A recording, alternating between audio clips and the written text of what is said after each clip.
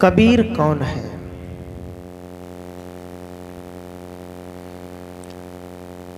और कबीर जिस राम की चर्चा करते हैं वो कहाँ है? वो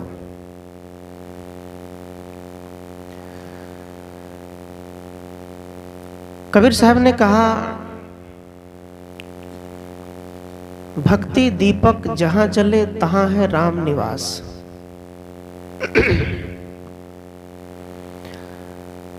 नया साल के अवसर पर हम लोग बैठे हैं। लाखों बार गंगा नहा चुके हैं, लाखों बार दुर्गा की पूजा कर चुके हैं, हजारों बार तीर्थ की यात्रा कर लिए हैं, और ना जाने कितने बार नया नया साल आ चुका है। हर साल 12 महीने के बाद एक बार नया साल जरूर आता है।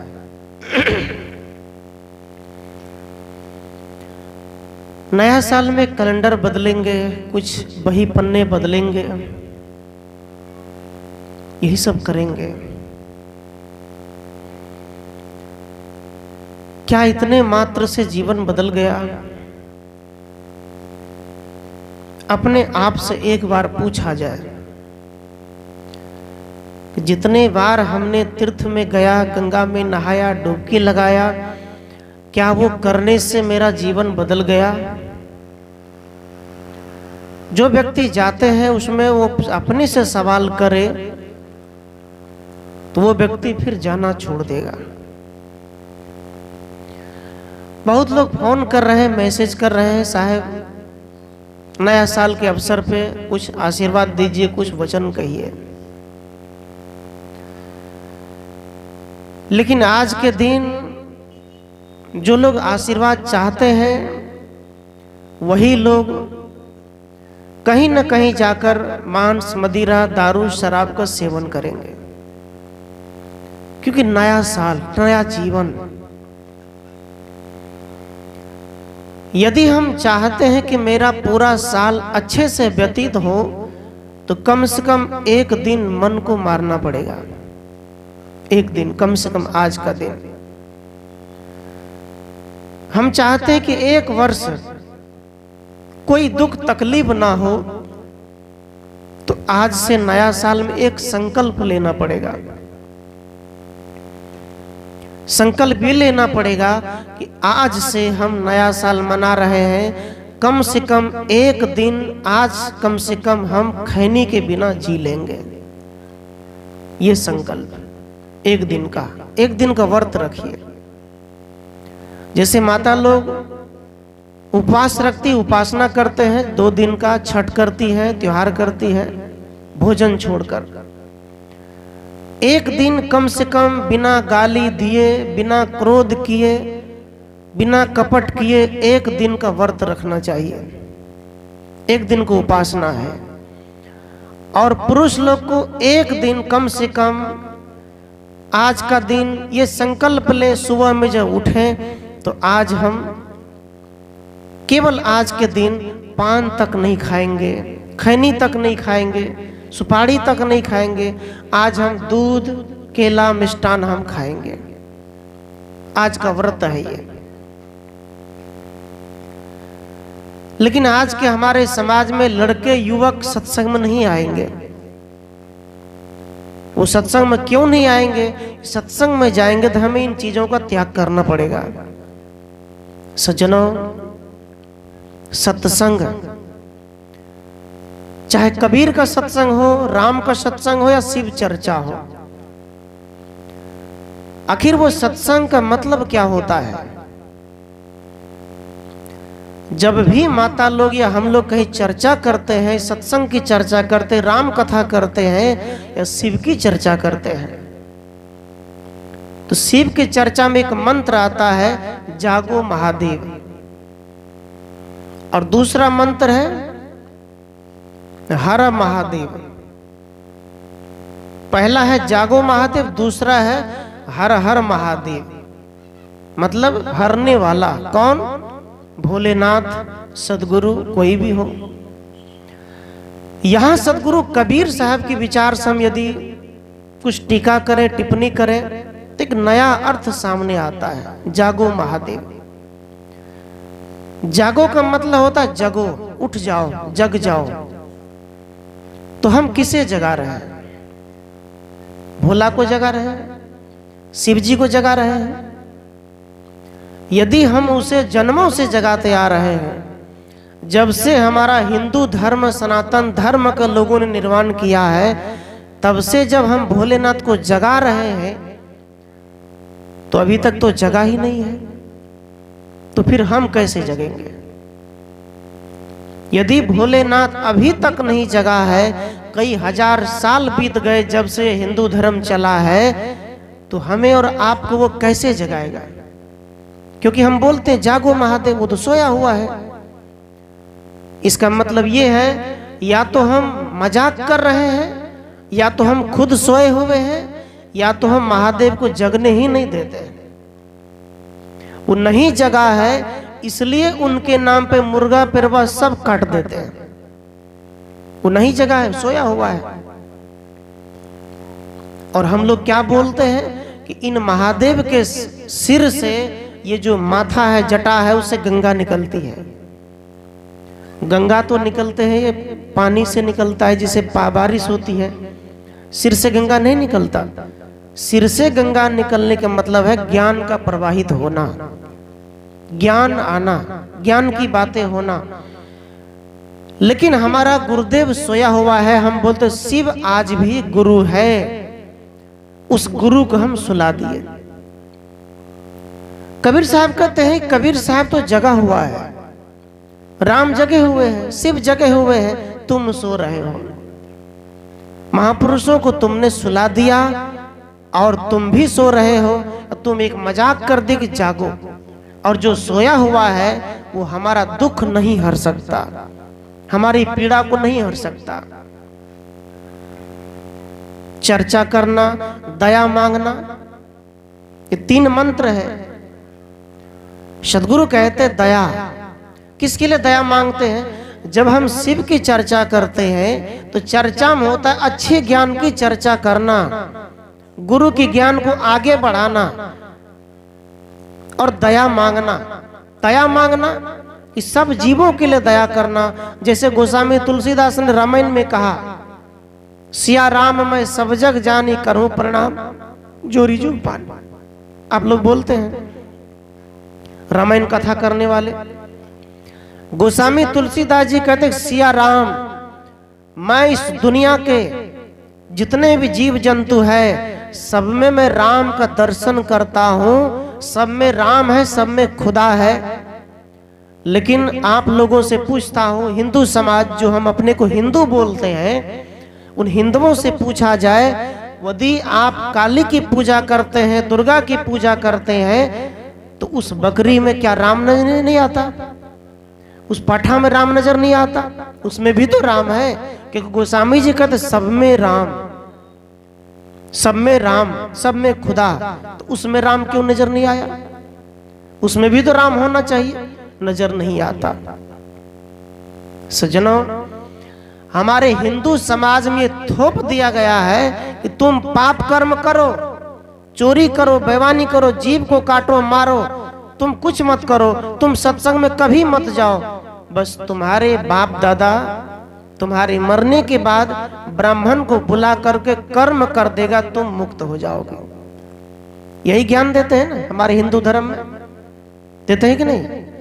तुम कुछ मत करना, यही कहते हैं। तुम सत्संग मत करो, कुछ मत करो, बस केवल मरने के बाद पंडित जी को बुला लेना, गरुड़ पुराण पढ़ देगा, आप मुक्त हो जाएंगे। क्या ये मुक्ति काम देगा? नहीं देगा। सदगुरु कबीर कहते हैं बंद दशा में जीव है, मोक्ष दशा में शिव है।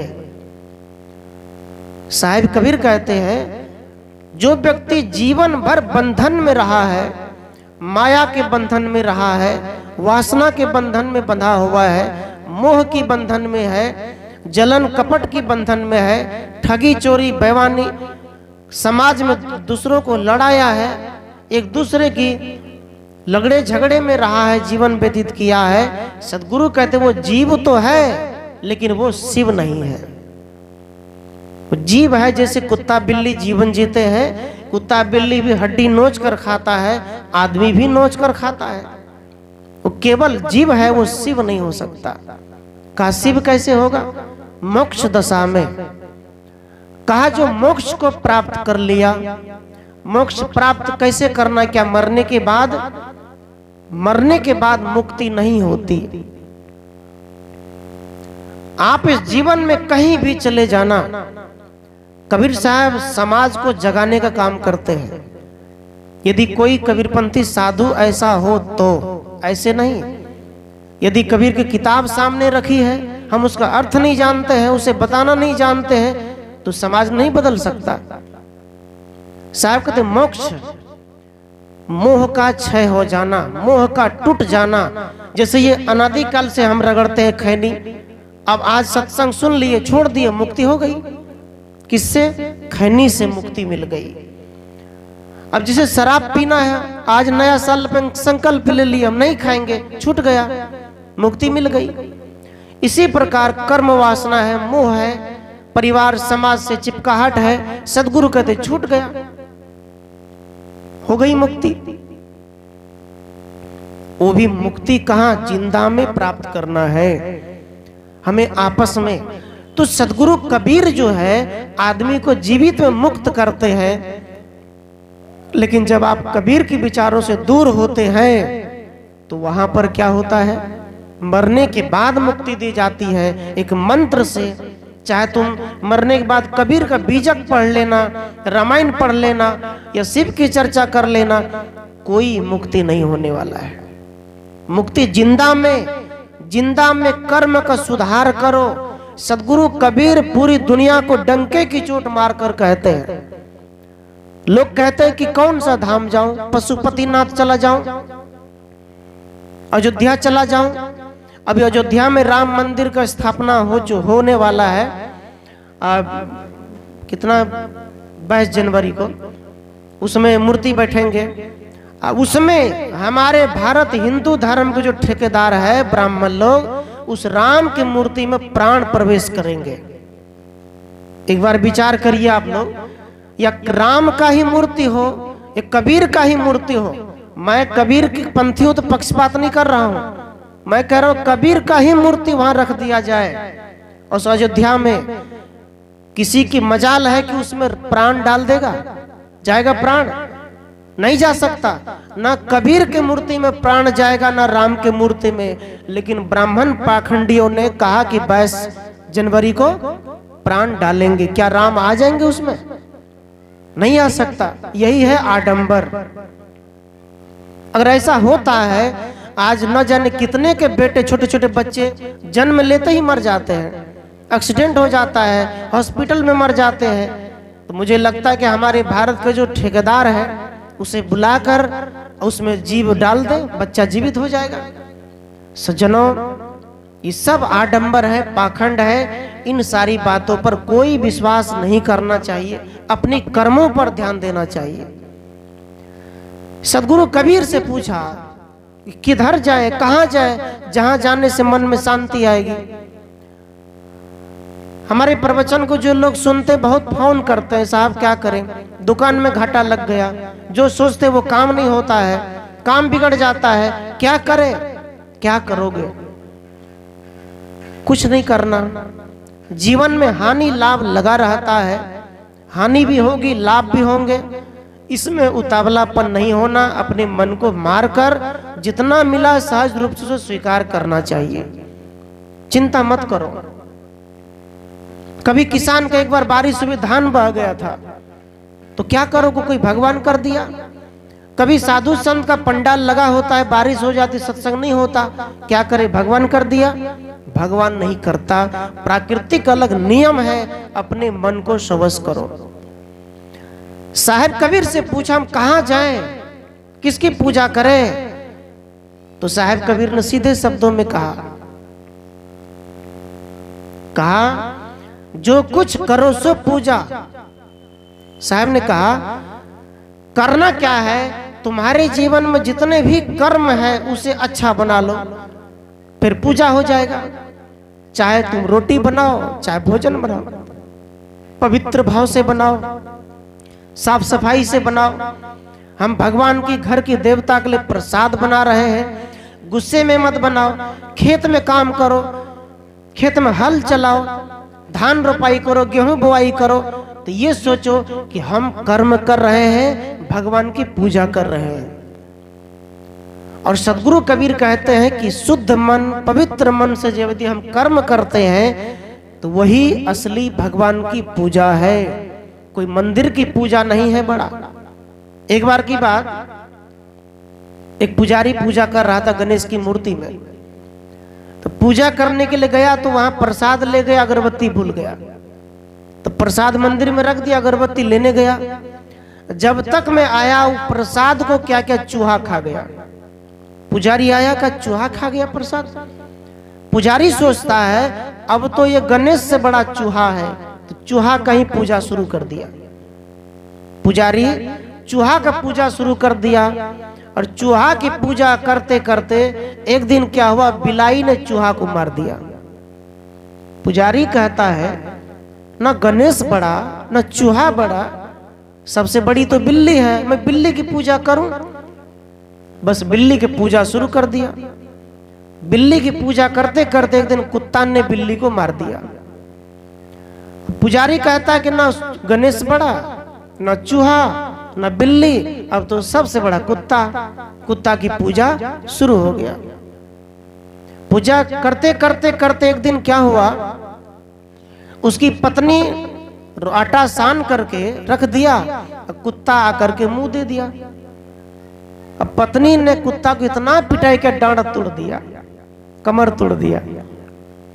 पुजारी आया कुत्ता की पूजा के लिए, कहा कि भाई ना गणेश बड़ा ना चूहा ना बिल्ली ना कुत्ता, सबसे बड़ी तो मेरी पत्नी है। उस पुजारी ने अपनी पत्नी की पूजा शुरू कर दिया।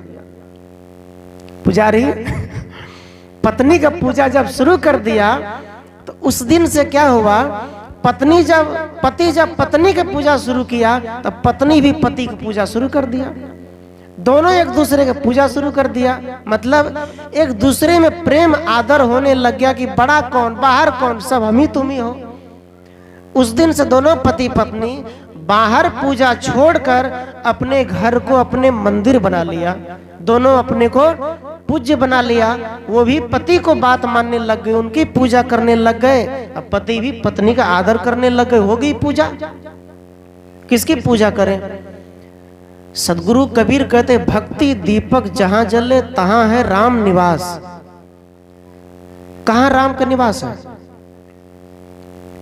राम राम पुकारते जिभ्या पड़ी गए रोस, सुधा जल पीबो नहीं खोद पीवन की ओस।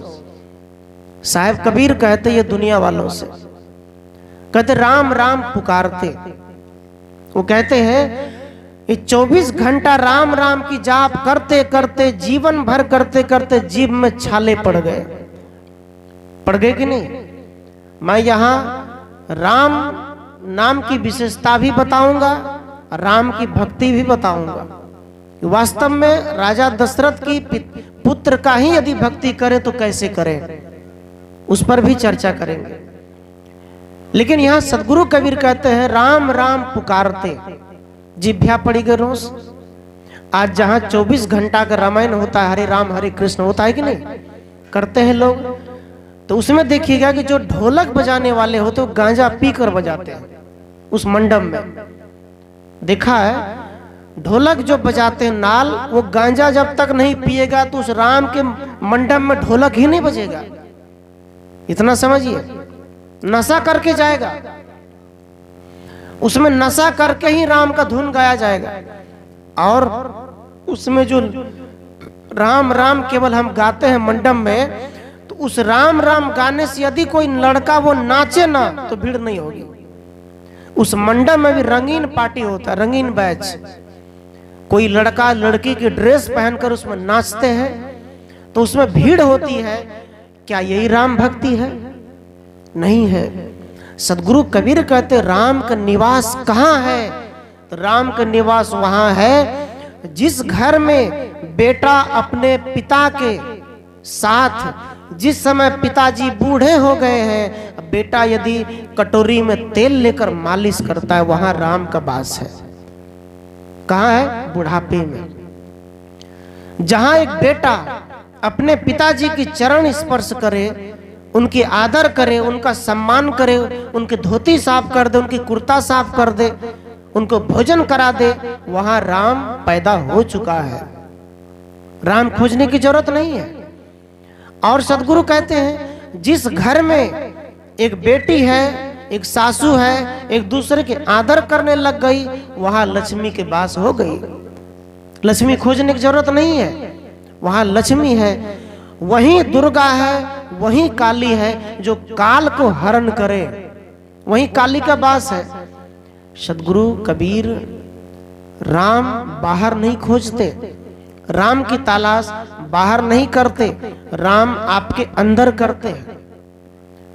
तो हम जो राम करते, राम गाते का जिभ्या परिगिरोस, ये जीव जो है गाते गाते छाले पड़ गए, लेकिन जीवन में परिवर्तन नहीं आया, जीवन में बदलाव नहीं आया। सुधा जल पीवो नहीं, शुद्ध जल, शुद्ध ज्ञान। कबीर साहब कहते कहां जा रहे हो तुम, किधर दौड़ रहे हो तुम रुकते क्यों नहीं हो? अपने ही घर में ध्यान धारणा करो, ध्यान समाधि करो, अपने कर्मों को सुधार करो। शुद्ध जल हमारे ही भीतर से ज्ञान अवतरित हो रहा है। सदगुरु कहते हैं इस शुद्ध ज्ञान को, सदगुरु संतों के ज्ञान को तुम पीते क्यों नहीं हो? तुम ओस चाटते हो। ज्येष्ठ का महीना, जब गर्मी का महीना होता है, तो रोड पर जब निकलिए गाड़ी लेके, तो ऐसा लगता है आगे में पानी है रोड पर। ऐसा लगता है क्या? ऐसा लू लगता है, लू। आगे में रोड पर पानी है, जैसे वहां जाओ तो पानी खत्म, अब आगे पानी है, ऐसा लगता है। ऐसे ही हम मनुष्यों को लगता है कि हम इस धाम जाएंगे तो मुक्ति मिलेगी, उस मंदिर में पूजा करेंगे तो शांति मिलेगी, वो बड़े बाबा के पास जाएंगे तो अच्छा परिवर्तन आएगा। नहीं आने वाला, जब तक तुम नहीं बदलोगे, जब तक हम नहीं बदलेंगे, जब तक हम मन को शांत नहीं करेंगे, तब तक वो बदलाव नहीं आ सकता है। ये सदगुरु कबीर का वचन है, सदगुरु कबीर का संदेश है, ये आदेश है। क्या हम करते हैं? नहीं करते सज्जनों। आज हमारा समाज जो बदलने की बात है, हमारे समाज को युवा पीढ़ी बदल सकते हैं, जो हमारे आज युवा पीढ़ी नहीं मिलेगा। आज युवा पीढ़ी नहीं आएंगे सत्संग में। क्यों? क्योंकि ये बूढ़ों का काम है, ये जो जिसका उम्र 50 की हो गई उसका काम है। तो हम लोग को क्या हो गया भाई, इतने उम्र में ये कर रहे हैं। सज्जनों, सत्संग करना हो तो बचपन से करो, चोरी करना है तो बचपन से करो, या जो भी करना है सब जवानी में होगी, बुढ़ापा में नहीं होगा। जवानी से शुरुआत करो, जवानी से भजन की काम करो, जवानी से धन कमाओ। बुढ़ापे में क्या पछताना होगा, और कुछ नहीं होगा। कबीर का संदेश, कबीर का सिद्धांत क्या है, कबीर की मान्यता क्या है? कबीर की मान्यता है आत्म पूजा, और आप लोग जो करते हैं जड़ पूजा। सिद्धांत कबीर की। आखिर कबीर मानते क्या है? कबीरपंथी उल्टी बात क्यों करते हैं? कबीर साहब की विचार जो है समाज में कोई पसंद नहीं क्यों करते हैं? क्या कारण है? कबीर की सत्संग में, कबीर की पंडाल में भगवान का दर्शन नहीं होता। कबीर के सत्संग में अपने आप का दर्शन होता है। आप मनुष्य हैं, आपका दर्शन होता है। एक बार एक लड़का था जो कि एक मंदिर के सामने जाकर माथा पटक रहा था, जोर से माथा पटक रहा था। उसी बीच में क्या होता है, एक साधु आया, कहा बेटा क्या कर रहे हो? कहा इस दुनिया में पाप बढ़ गया है, कोई तो हो जो भगवान का दर्शन दे। तो साधु ने उस युवक को पकड़ कर ले गए एक पान की दुकान पर। वहां एक आईना लगा था, दर्पण। साधु ने कहा देखो इस आईना में तुम कौन हो?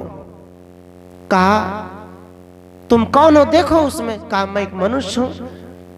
कहा जब तुम मनुष्य हो, पाप तुम करते हो, तो तुम पाप करना छोड़ दोगे तो तुम भगवान बन जाओगे कि नहीं? कहाँ बन जाएंगे? तो कहा उस मंदिर में माथा क्यों पटकते हो? तुम जब प्राण भी दे दोगे तो वहां कोई अवतार लेने वाला नहीं है, तुम बदलो। गोस्वामी जी कहते हैं बड़े भाग मानुस्तन पावा, सुरदुर्लभ सदग्रंथ ही गावा। ये रामायण की पढ़ने वाले ये चौपाई को बार बार गाते हैं। जब भी उसका मंच लगता तो यहीं से शुरुआत होती है, बड़े भाग। कहते बड़े भाग, ये गोस्वामी तुलसीदास जी उनके लिए नहीं कहा कि सबका भाग जग गया, कहा जो मनुष्यता की काम करे उसी का भाग जगता है। जो मनुष्य का कर्म करे उसी का भाग जगता है, सबका नहीं जगता। जिसका भाग जगा वही कर्म करेगा, वो इसे नहीं जगेगा। तो साधु ने उस व्यक्ति से कहा तुम भगवान बन जाओ, तुम अपने को बदल लो, तुम महान बन जाओ। तुम भरोसा किस पर करते हो? यदि 1 रुपया भी चाहिए हाथ में तो वो भी कर्म करके कमाना पड़ेगा, किसी से मिलेगा नहीं, किसी से प्राप्त नहीं होगा। सज्जनों, सुख दुख दुख का निर्माता हम मनुष्य हैं, कोई बाहर नहीं। सुख भी हम अपने हिसाब से बनाते हैं और दुख भी हम अपने हिसाब से बनाते हैं। हमारे और हाथ में है ये खेल सब। इसलिए अभी हमारे शंकर साहब ने कहा सुंदर, मनुष्य ऐसा प्राणी है कि उनको समाज से गुजरना पड़ता है, समाज में चलना पड़ता है, परिवार में जीना पड़ता है। कबीर साहब कहते हैं तुम कहीं भी चले जाओ, आश्रम चले जाओ, घर चले जाओ, मंदिर चले जाओ, या हम कहीं भी चले जाए तो हमें हर जगह मन को ही मारना पड़ेगा। मारना पड़ेगा कि नहीं? मान लीजिए हम आश्रम में रहते हैं, अब आश्रम में हम कुछ ना करें, है ना, कुछ भी ना करें तो क्या हमारा आश्रम चलेगा? आप घर में रहते हैं, कुछ भी ना करें तो चलेगा? नहीं चल सकता। कर्म करना पड़ेगा। कर्म सिद्धांत ये है कि कर्म करना पड़ेगा। एक बार की बात, एक पिता था, उनका एक बेटा, उनकी एक बहू। 1 महीना शादी को हुआ, उस बहू रानी ने पिताजी से कहा, अपने पति से कहा कि आई जी तुम्हारे पिताजी बूढ़े हो गए हैं, अब जिस थाली में खाते हैं, थूकते हैं, खांसते हैं, इसलिए उनकी बर्तन में नहीं मांजूंगी। क्या कहा? उनकी बर्तन मैं नहीं मांजूंगा। अब एक ही बहू है, एक ही बेटा है। लड़का कहता ठीक है, मैं पिताजी से बात करता हूं। पिताजी के पास गया, कहा पिताजी आपकी बर्तन आपके पुतो मांजने को तैयार नहीं है। कहा क्यों? कहा आप मुंह से लार चुआते हैं, जब खाते हैं थूक गिरा देते हैं, इसलिए आपकी बहू इसे मांज नहीं सकती। कहा ठीक है। पिताजी का आसन वहां लगा दिया जहां गाय भैंस बांधते हैं मच्छर काटने के लिए, वहां लगा दिया। वहां जब लगाया आसन को, अब 2 मंजिल की मकान है, उसमें बेटा और बहू रहती है। पिताजी वहां रहते हैं जहां मच्छर काट रहे हैं, जहां गाय भैंस का बथान है। पिताजी के आंख से थोड़ी आंसू टपक गई कि ऐसा भेदभाव क्यों, ऐसा मेरे साथ क्यों। कुछ दिन बाद बाजार गया, 200 माटी का बर्तन लाए। माटी के बर्तन लाकर जब पिताजी के आगे में भोजन परोस दिया तो पिताजी कहते बेटा थाली नहीं छाए। तो बेटा कहते हैं बस थाली नहीं मांजते तोर पुतो, अही में खाए पड़ते। अब बताइए इतनी बातें जब उस पिता ने सुना, एक हाथ से पिताजी खा रहे हैं और दूसरे तरफ से आंसू टपक रहे हैं। वो कह रहे हैं कि 2 महल के मकान किस काम की? जिस घर में, जिस थाली में मुझे भोजन न मिले, ऐसा मैं धन कमा कर दिया। जिस बहू से, जिस बेटे से भोजन न मिले, सदगुरु कहते ऐसा जीवन किस काम का। बहुत दिन बीत गया। बहुत दिन बीतने के बाद 50-60 बर्तन जब फेंक दिया, एक दिन की बात है, दीपावली का दिन आया। दीपावली का दिन जब आया तो छोटा सा बच्चा था, पोता। दीपावली के दिन में घर की गली कोंटा सब साफ किया। साफ करने के बाद माँ और पिता ने बच्चे से कहा कौन सा मिठाई लेगा, कौन सा पटाखा लेगा, कौन सा कपड़ा पहनेगा। बच्चे ने कहा मुझे कुछ नहीं चाहिए। माँ ने कहा बेटा ये माटी का बर्तन कौन लाया घर में, जो जूठा बर्तन है, तुम्हारे दादाजी का जूठा है। बच्चा क्या बोलेगा, डर से कुछ नहीं बोला, क्योंकि बच्चा जहां दादाजी भोजन कर रहा था बथान पे, वहां से बच्चा माटी का बर्तन चुन चुन करके महल में रख रहा था छुपा करके, क्योंकि बच्चा इस सब बात को समझ रहा था कि हो क्या रहा है घर में। मां ने पूछा कि बर्तन क्यों रखा है, जूठा है दादाजी का, जाओ फेंक दो।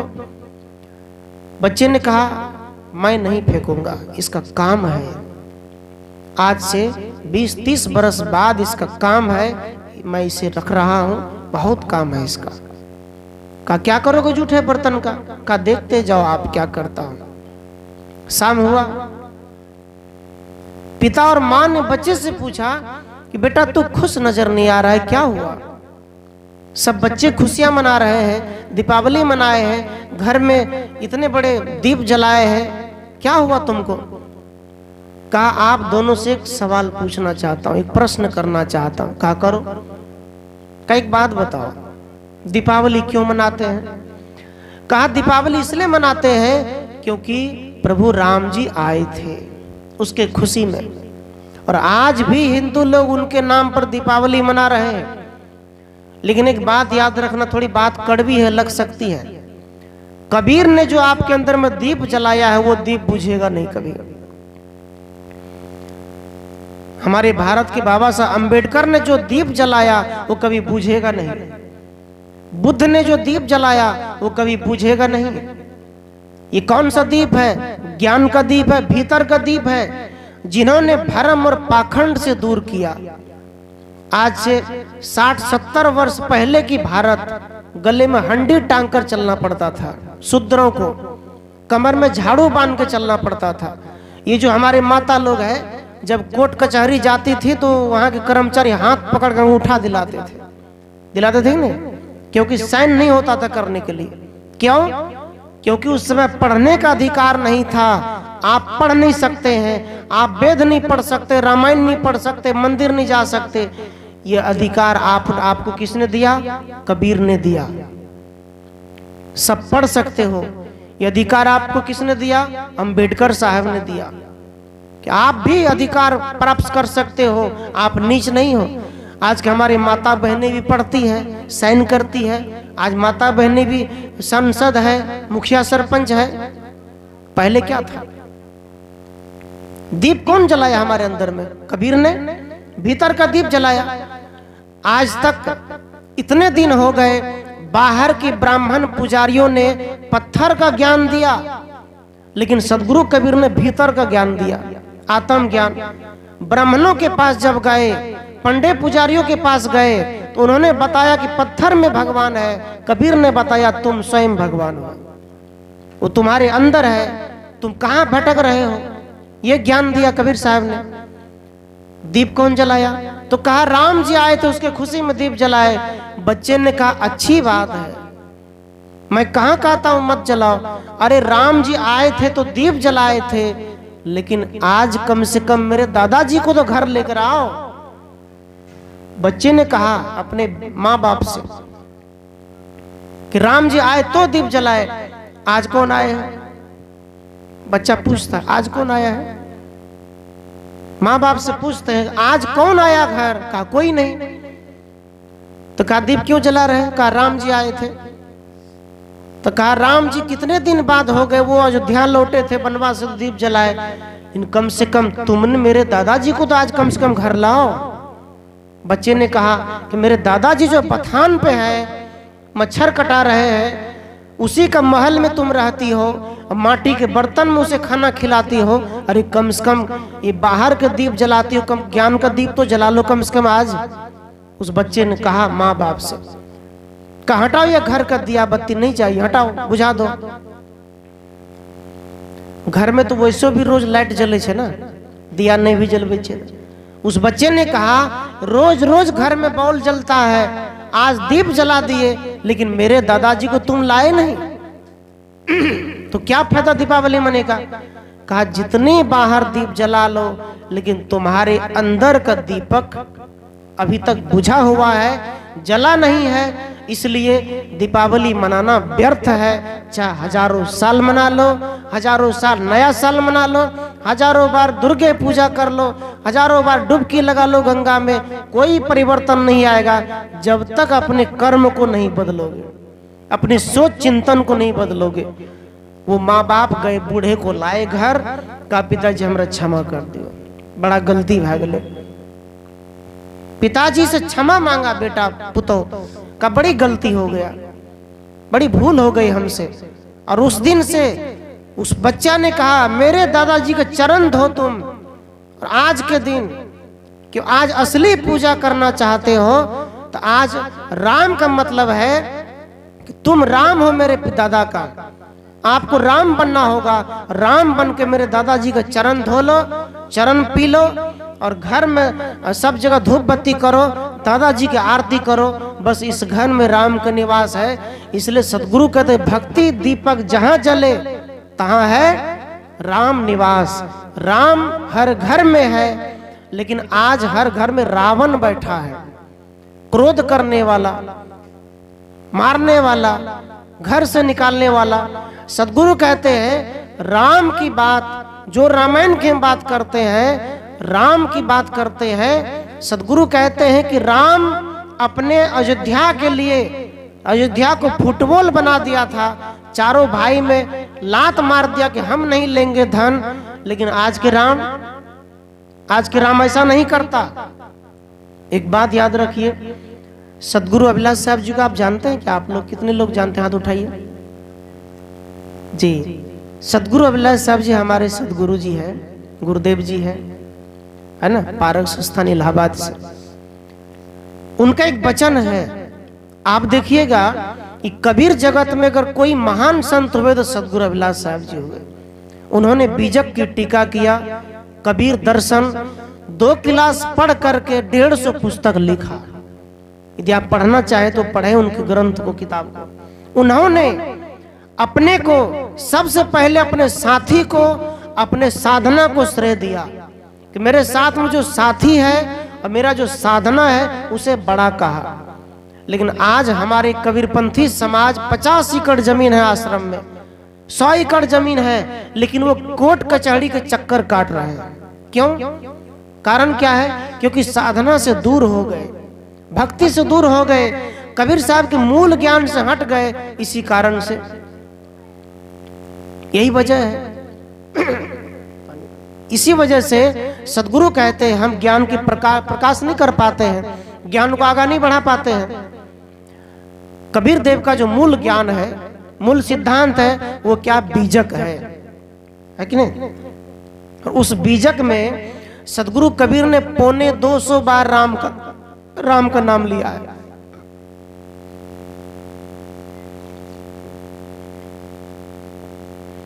उस बीजक में सदगुरु कबीर ने 250 बार राम का नाम लिया है, 250 बार। कबीर के नाम से कितने ग्रंथ हैं? मात्र 1 ग्रंथ। जैसे कबीर मंसूर है, अनुराग सागर है, और जैसे एक दामा खेड़ा से चलते हैं, वो कौन सा पुस्तक है? प्रकाश मुनि साहब, उनके आश्रम में जो चलते हैं। ये सभी ग्रंथों को हटा कर यदि बात किया जाए तो एक मूल ग्रंथ है बीजक, उनके नाम से। और बाकी जितने बनाए हैं वो लोगों ने, कबीरपंथियों ने लिख कर अपना नाम कबीर साहब का दे दिया। लेकिन कबीर साहब का बीजक जब तक नहीं पढ़ेंगे तब तक जो ज्ञान हमें चाहिए वो नहीं मिल सकता। बीजक में ही सारा ज्ञान भरा पड़ा है। कबीर साहब ने कहा बीजक वित्त बतावे, जो वित्त गुप्ता होए, ऐसे शब्द बतावे, जीव को बूझे बिरला को। साहब कबीर कहते मैं ऐसे ज्ञान बताने जा रहा हूं जो कोई बिरला समझता है, कोई बिरले ही जानता है। का वो कौन सा ज्ञान? का वो आत्म ज्ञान? का कैसे? ये भी प्रश्न है कि आत्म ज्ञान होता क्या है, दिखता क्यों नहीं है, दर्शन क्यों नहीं होता? आत्म ज्ञान का मतलब होता है, एक मेरा भगत है उत्तर प्रदेश, मेरा प्रवचन सुना, मुझे फोन किया, कहा साहब मैं अपने द्वार पर मंदिर बनाया हूं सभी देवता का, लेकिन मैं जैसे आपका प्रवचन सुना, अब मुझे पूजा करने का मन नहीं करता है। मुझे लगता है कि क्या है ये, हम ही बनाए हैं, हम ही कर रहे हैं, हमने ईटा जोड़ के बनाया, हमने मसाला दिया और हम वहां प्रसाद चढ़ा रहे हैं। हम कहते हैं ओम जय जगदीश हरे, तमेव माता च पिता तमेव, तुम माता हो, तुम पिता हो, तुम देवता हो। अब फिर हम ही उठा के खाते हैं, इसे थोड़ा मजाक लगता है हमको। जब से मैं आपके विचार को सुना हो, क्या है ये आत्मज्ञान, क्या हो गया? वो व्यक्ति पहले से खुद से बनाया, पूजा भी किया, लेकिन उसके बाद क्या हुआ? छोड़ दिया। छोड़ने के बाद क्या हुआ? आत्मज्ञान हो गया। जब आत्मज्ञान हो जाता है तो बाहर का सब कुछ क्या होता है? फीका पड़ जाता है। वही सदगुरु कहते हैं पारख बिन परिचय नहीं, बिन सत्संग न जान, दुविधा तजी निर्भय रहे, सोई संत सुजान। जैसे एक सुनेंगे पारक सिद्धांत, सुने हैं आप लोग? बैठ जाओ माता जी, बैठ जाओ, बैठ जाओ, जल्दी जल्दी बैठ जाओ। आपने सुना आगे पारक सिद्धांत, सुने हैं? किसका मत है ये? पारक सिद्धांत कहां से चला है? हाँ, अभिलाष साहब जी से। ये तो आप ठीक कहा, लेकिन सदगुरु कबीर इसकी चर्चा खुद बीजक में किए हैं। आप उल्टा कर देख लीजिए, मेरे पास बीजक है, अभी दिखा देंगे। पारख बिन परिचय नहीं, बिना सत्संग न जान, दुविधा तजी निर्भय रहे, सोई संत सुजान। साहब कबीर बीजक में कहते पारख बिन। अब यहाँ ये कहते कि पारख सिद्धांत अभिलाष साहब जी ने चलाया, ऐसी बात नहीं है। पारख का मतलब होता है परख ज्ञान। जब से सदगुरु कबीर हुए तब से ये पारख सिद्धांत चल रहा है, क्योंकि कबीर साहब को जो ज्ञान है परख तत्व पर टिका हुआ है। कबीर साहब कहते हैं किसी भी बात को मानने से पहले जानो, उसके बाद मानो। हम लोग आंख बंद कर मानते हैं। एक बार एक कठी पड़ता है, कठी गांव कहीं पर मधेपुरा जिला में। कठी गांव में क्या हुआ था, आज से 50 वर्ष पहले कहते हैं लोग कि कुछ लोगों ने क्या किया, मोटर सेट कर नीचे से पाइप फिटिंग करके दूर निकाल दिया। कहा भोलेनाथ का पानी उखड़ा है। क्या कहा लोग? भोलेनाथ जो है अमृत जल बह रहा है, जो पिएगा कमर दर्द ठीक हो जाएगा, जो पिएगा वो तर जाएगा, जो पिएगा अमर हो जाएगा। लोग भीड़ लगा दिए, पैसे चढ़ाना शुरू कर दिए, खूब कमाए। लेकिन सीबीआई जब छापामारी किया, कि आज भी पता चलता है ना कि बाबा जो कहने सही है कि नहीं है, तो पुलिस जब वहां गए तो पता चला कि पानी आ कहां से रहा है। तो पकड़ते पकड़ते उधर पंप सेट था, पकड़ लिया। अभी भी जेल में है, मधेपुरा के जेल में। इसका क्या मतलब है? क्या है ये? परखने नहीं कारण। जितने लोग गए उसमें पारक ज्ञान नहीं था, इसी का। तो इसलिए सदगुरु कबीर कहते पारख बिन। ऐसा नहीं कि सदगुरु अभिलाष साहब पारख सिद्धांत वो अपने हिसाब से बनाते, ऐसी बात नहीं है। कबीर साहब को स्वतः ज्ञान पारखी है। तुम परखोगे तो तुमको पंडित पुरोहित ठग नहीं पाएगा। तुम यदि परखोगे तो तुम मरने के बाद मुक्ति नहीं लोगे, जिंदा में मुक्ति प्राप्त हो जाओगे। यदि परखोगे तो पारक ज्ञान होगा तो कहीं हाथ नहीं दिखाना पड़ेगा कि मेरा हाथ देखिए किस्मत कैसा है, भाग रेखा कैसा है, ये नहीं करना पड़ेगा। जब पारक ज्ञान होगा तो सदगुरु कहते हैं पारखी लोग उसको भूत नहीं लगता है, जो पारखी ज्ञान का होगा उसको चुड़ैल नहीं लगता है, जो पारखी होगा उसे कभी भी किसी प्रकार का टोना टोटकी चुड़ैल का जाल नहीं लगेगा। जो पारखी होगा उसे कोई काल नहीं लगेगा। अरे परखो तो सही, परखते नहीं है। पारख ज्ञान सबको धारण करना चाहिए, वह है सदगुरु कबीर का ज्ञान। परिचय नहीं, कहते हैं पारख बिन परिचय नहीं। किससे परिचय? आज परिचय नहीं होने के कारण हम बाहर परिचय करते हैं। जब परिचय हो जाता है तो क्या कहते हैं?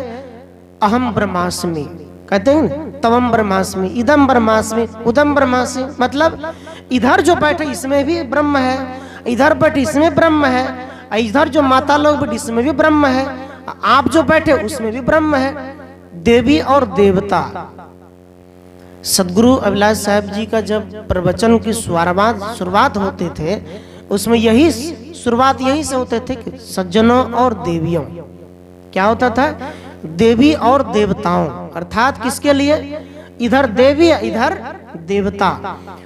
यहां सदगुरु कबीर कहते हैं ये दोनों पक्ष को देवता बनाना है, आपको देवी बनाना है, इनको देवता बनाना है।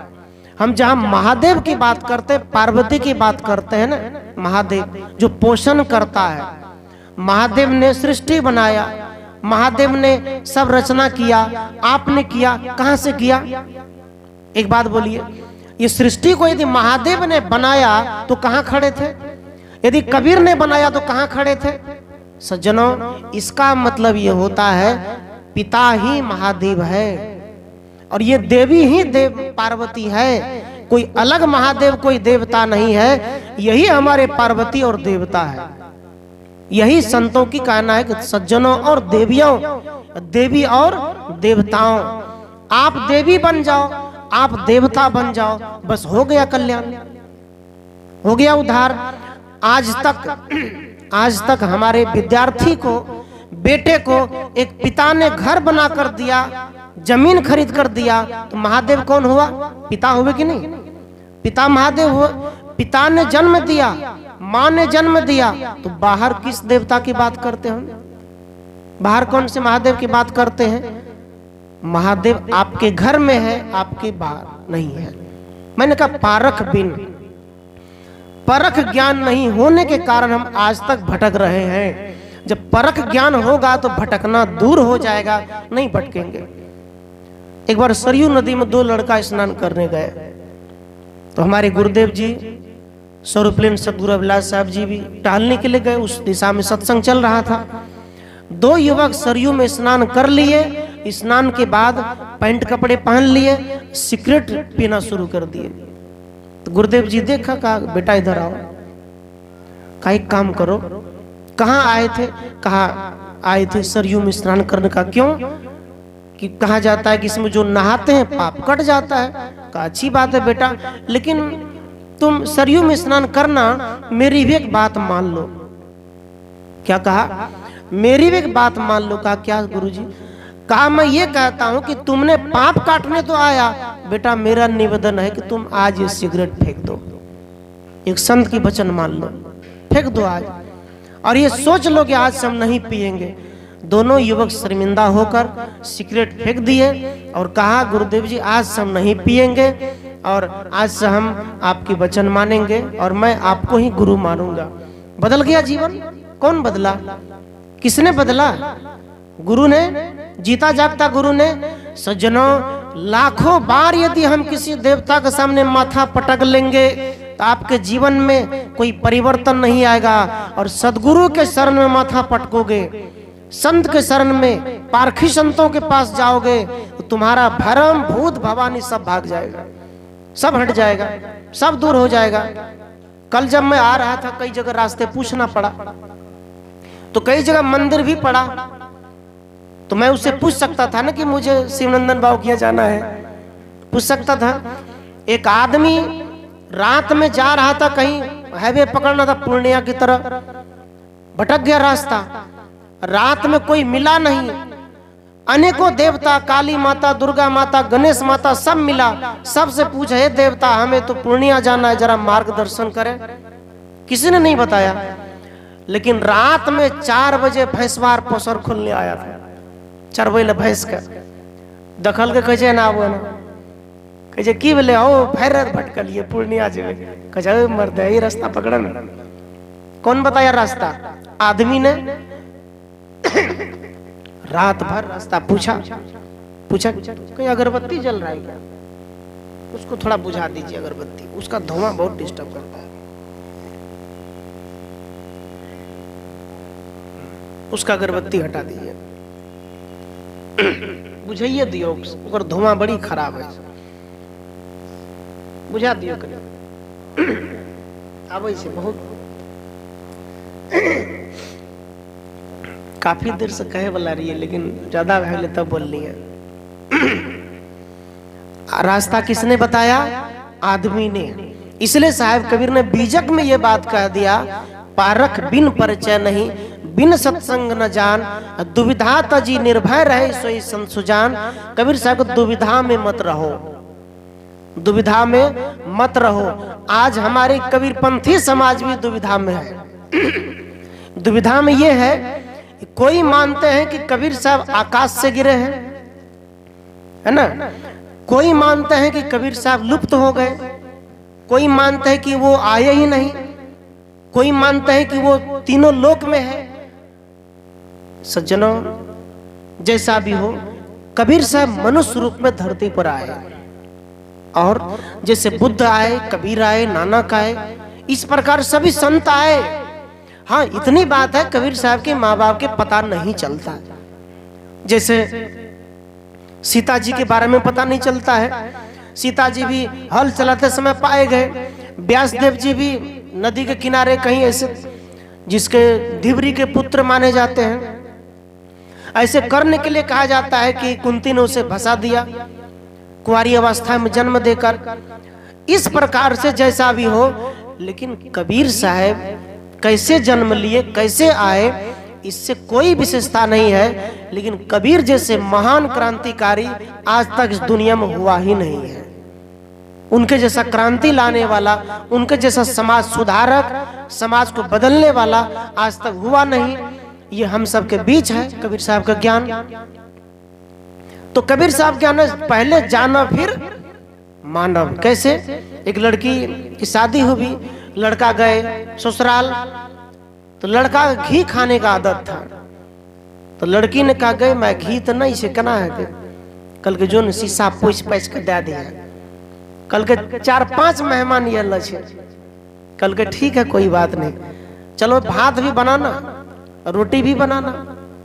अरे उसको भात के नीचे में डाल देना रोटी में घी लगाकर।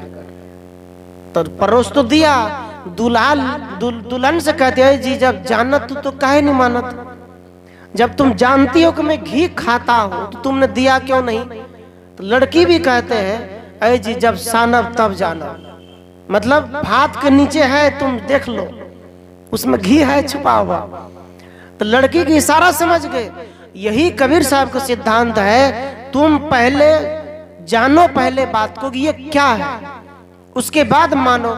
ऐसे ही मत मानो, पहले जानकारी प्राप्त करो फिर मानना चाहिए। यही कबीर साहब आदेश करते हैं सभी मानव समाज को। लेकिन हम कबीर साहब को फॉलो नहीं करते हैं, कबीर साहब को नहीं पढ़ते हैं, कबीर साहब को नहीं जानते हैं, इस कारण से हम फंसते जाते हैं। आइए एक आध भजन रखें।